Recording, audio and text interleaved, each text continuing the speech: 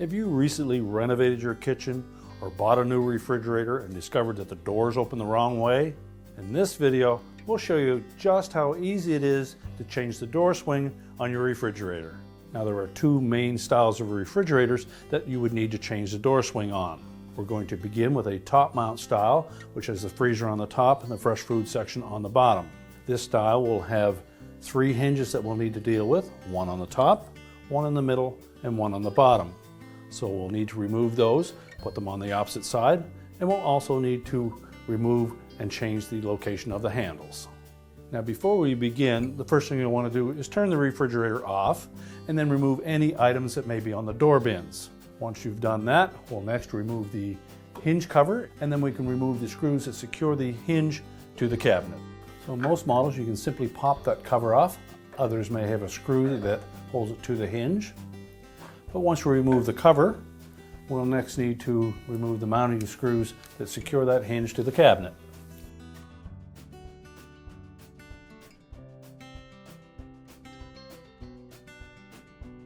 And then you can simply lift the hinge off, and we'll save it to install on the other side. Now, before we transfer that hinge to the opposite side, you'll note that there will be some plastic plugs that are put into pre-drilled holes. So we're going to remove those plugs, and then we'll insert them into the holes that we removed the screws from the hinge for. So very carefully, put a putty knife or a flat blade screwdriver under the edge and gently pry those out. If you happen to damage one, you can simply visit our website and, using your model number, search for that part, and we'll have the right one just for you.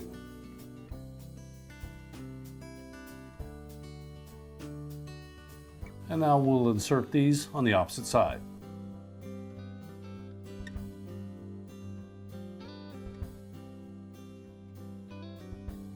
Now, you may need to gently tap those down so that they sit flush. Now we'll carefully open the door slightly and lift it off. So make sure you have the door firmly in your hands, open it slightly, lift it off of that center hinge, and then we'll set that on a work surface where we can remove the handle. On this particular model, it's held in place at the top of the door with 2 screws, and again at the bottom of the door with 2 screws. So we'll begin by taking those top screws out.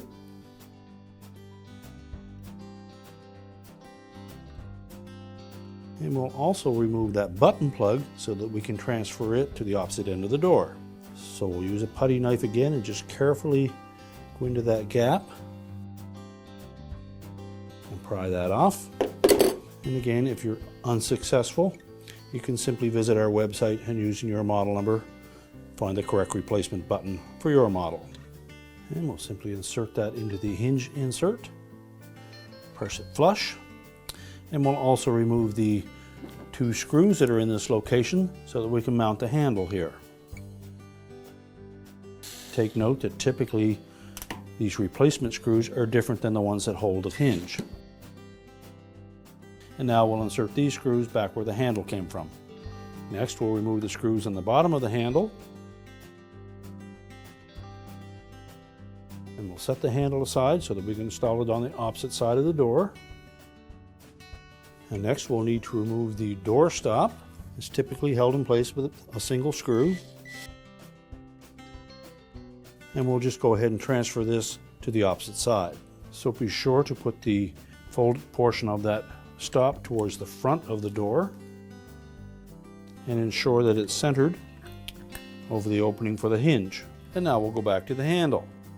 So now we'll just position that handle into place over the screw holes that we've exposed.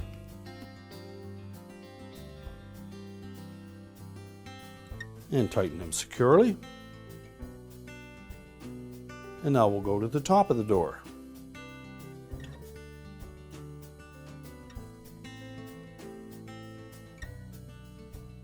And then we'll go to the opposite side and put in the 2 extra screws. Now, before we can remove the bottom door, we'll need to remove this center hinge. Now, typically they're held in place with some screws directly into the cabinet.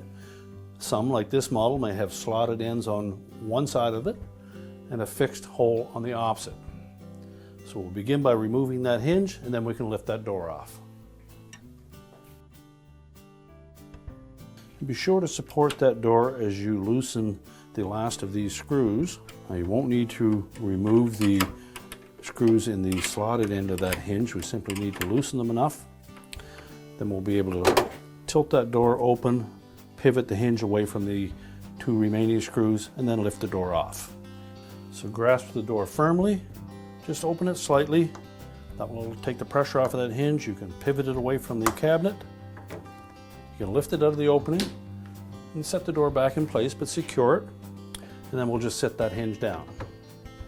Now again, we'll open that door slightly, lift it off of the bottom hinge, and then we'll set it aside and perform the same procedure that we did for the freezer door.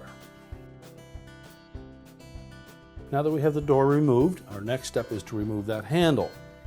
Now, unless you have a full-length handle on the door that is secured on both the top and the bottom of the door, chances are you have a hidden screw that secures the handle to the front of the door.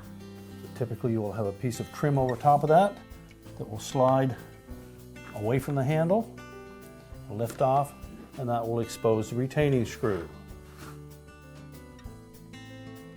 Now, on the opposite side, there will either be a decorative or false screw, or perhaps a button plug. So we'll remove that. Then we'll install that decorative screw in the hole that we removed the actual retaining screw from. Now next, we're going to remove the handle screws at the top, the same as we did on the freezer door. We'll transfer it to this side, reinstall the handle using the screw that we removed from the front, and slide our trim piece back into place. Now that we have everything transferred, we're simply going to set the fresh food door aside, and then we'll go to work on the lower hinge. Now our next step is to remove the bolts that secure the lower hinge to the cabinet. On this particular model, there are 2 5/16 hex head bolts located directly underneath the hinge pin. So we'll take both the hinge and any spacer that may be behind it, and then we're simply going to transfer that over to the opposite side. Now on some models, you may find that the kick plate on the bottom interferes with the placement of that lower hinge. On some, there may be a cutout or a knockout that needs to be removed, and others it's simply a matter of either removing it and positioning it to the opposite side, or simply sliding it over. Now that we've exposed the mounting holes for the hinge on the opposite side, we can just go ahead and install that.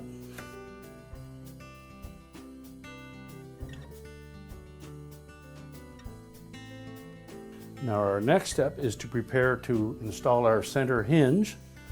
So we'll first of all just tighten these screws on the opposite side.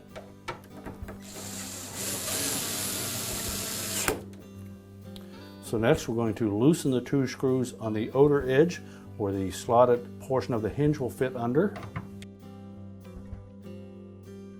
And then we'll remove the single one towards the middle.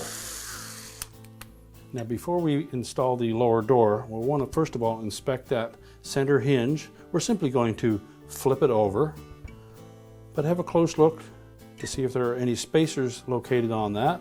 And if so, be sure that you have the proper one on the upper versus the lower.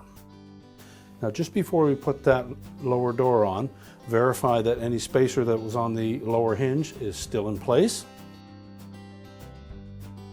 Sit it over that pin and just swing the door into position. We're next going to take that center hinge and the gasket. We'll pull that door away from the cabinet.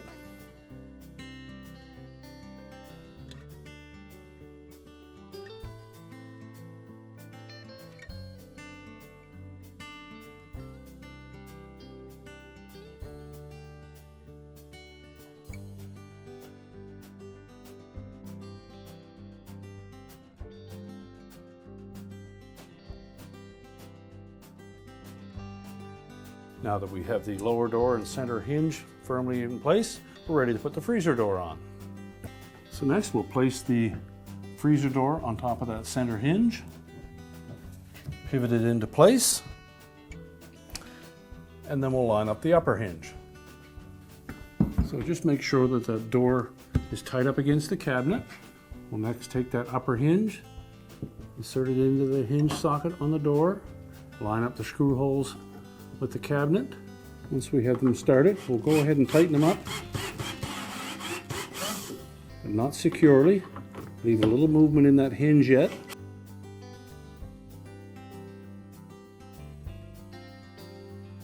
Now next we'll want to make sure that the door is flush across the top of the cabinet, but more importantly that there's an even gap between the freezer door and the fresh food door.